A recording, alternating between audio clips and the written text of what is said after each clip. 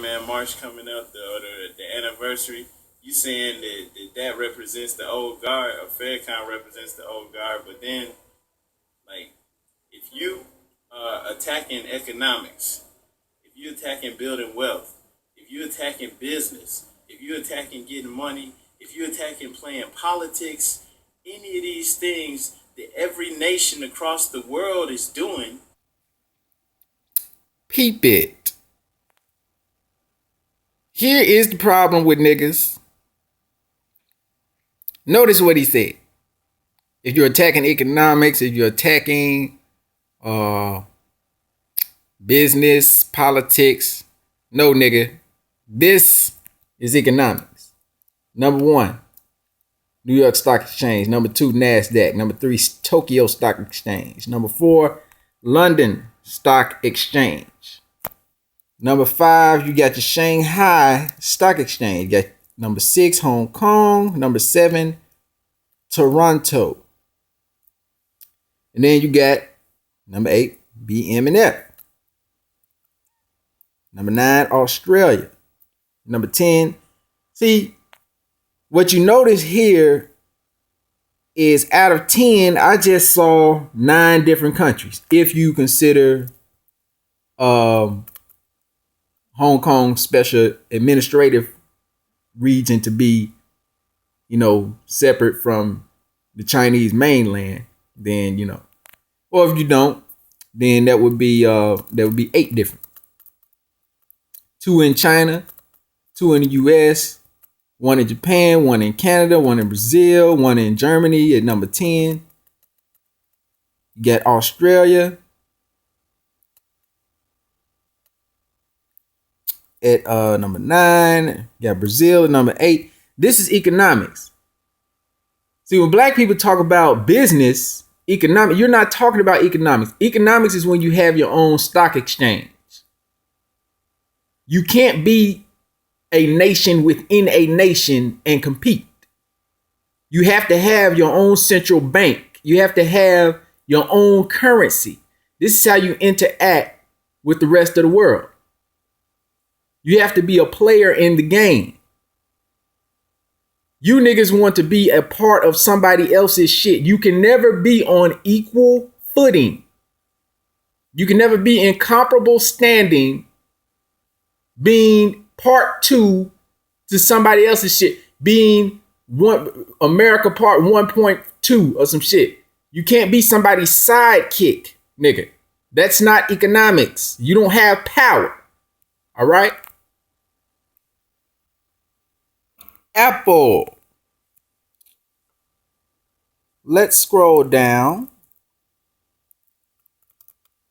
and check out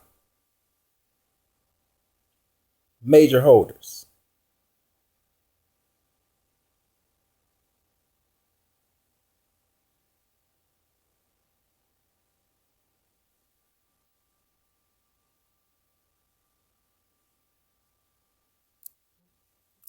Take a look at this section right here. Top institutional holders.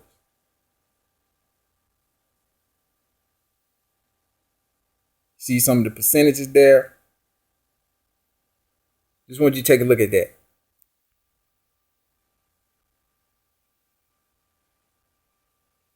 Vanguard Group, State Street Corporation, FMR, BlackRock, Northern Trust. Just look at some of those names. Bank of New York Mellon. You've got JP Morgan and Chase.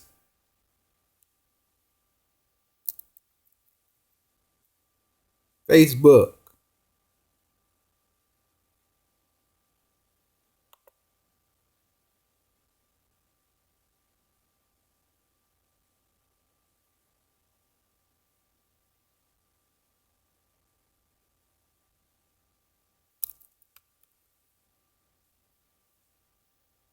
FMR, just saw them. Vanguard, State Street, just saw them. JP Morgan Chase. Bank of New York Mellon, just saw them too. Investco, just saw them. And of course, this is Google.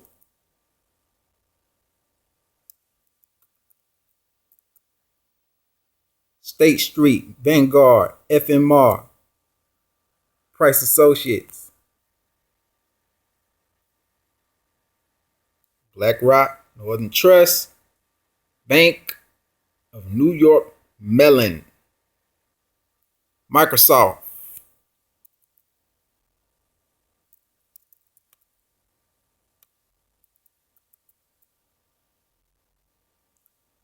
Vanguard, Capital World Investors, State Street, BlackRock, FMR, Bank of New York Mellon, Price Associates, JP Morgan and Chase, and Twitter.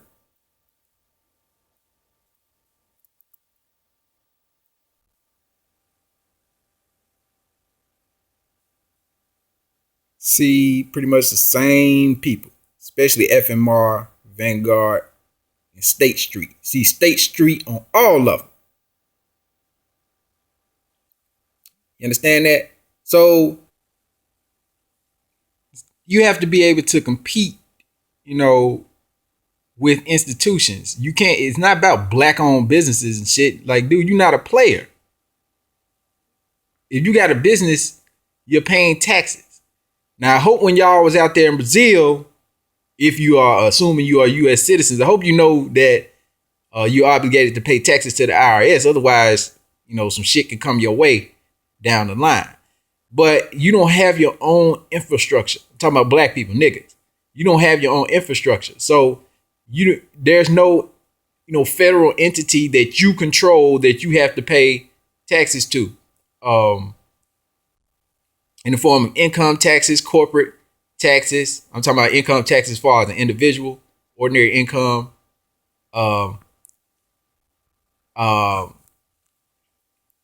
business taxes like corporate income taxes if you are incorporated as a corporation, dividend tax, capital gains tax. These are going to institutions that somebody else controls. That's why when you deal with people like Louis Farrakhan talking about we gonna boycott and support black-owned businesses, well, dude, you cannot boycott paying taxes because you are subject to this particular system. So if you support black-owned businesses, you're going to pay sales tax to the black-owned businesses. And what is the sales tax going to do? It's going to pay the governor's phone bill when he calls in the National Guard to come occupy your city. If you buy land, you must pay taxes on the land. What do the land taxes do? The land taxes buy the bullets that the police are shooting your ass with.